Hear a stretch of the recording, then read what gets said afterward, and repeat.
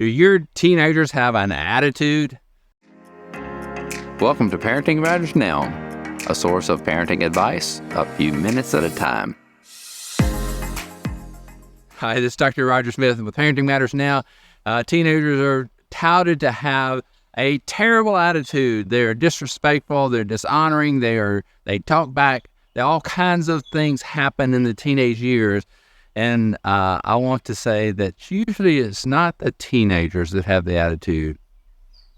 It's you. And I want to challenge your approach to the teenagers. And because so much is happening in those teenage years, and I'm not putting all the blame on you, but I wanted to get your attention that there is a dynamic that happens in the preteen and teen years that we often lose track of, and it is a source of a lot of the grief and the disagreement and the dishonoring type of interaction that happens.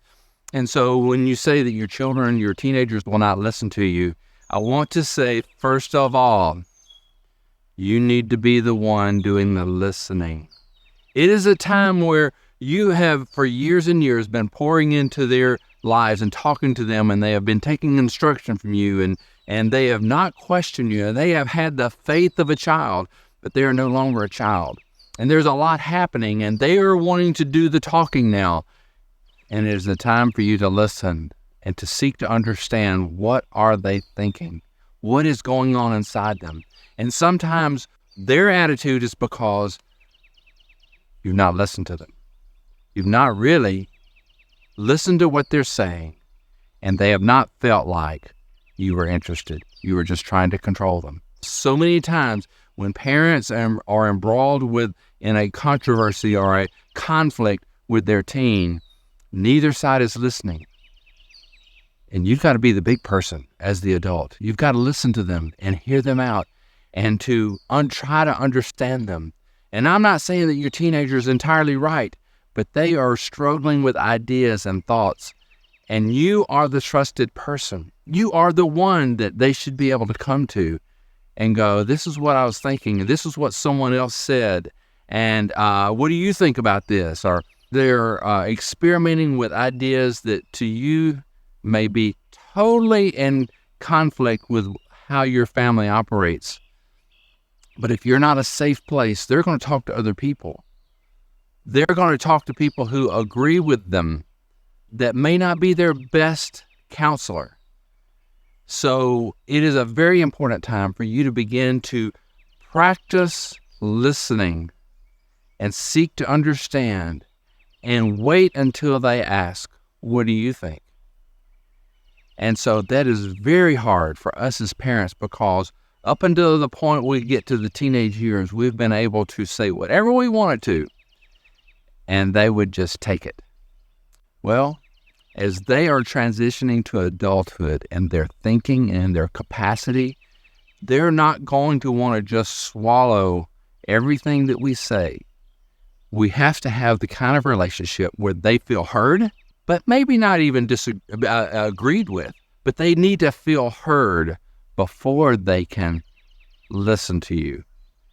And so the teenage years, sometimes the conflict is that we as the adults have not made them feel understood. So we have to stop doing our talking and be willing to listen to what they're saying. And only whenever they feel like it's safe for them to talk and to tell what's going on in their minds and their thoughts and what are they struggling with, only whenever they feel it's safe for them to say those things will they begin to talk to you.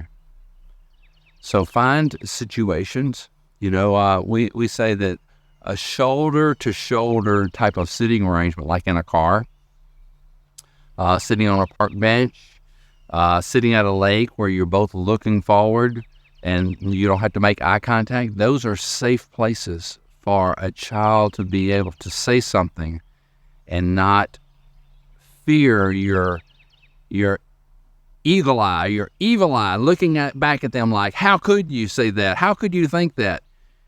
And it's safe for us to be able to control our emotions and go, I've not thought of that. Tell me more. Where'd you get this idea? I would like to hear more about it. It is very important that we control our emotions in those situations, because if a child feels threatened, they will stop talking to you. And that's not what you want. You don't want silence. You want communication. And when they feel safe, they will begin talking to you. And the teenage years are challenging because our role has changed. And you're big enough, you can do this thing. But you have to get control of your own fears and your own emotion to be able to stop and listen. But do it. Listen. Listen well. It's Dr. Roger Smith with Parenting Matters Now. Subscribe to Parenting Matters Now for more advice, or go to rogersmithmd.com to search for more topics. See you next time.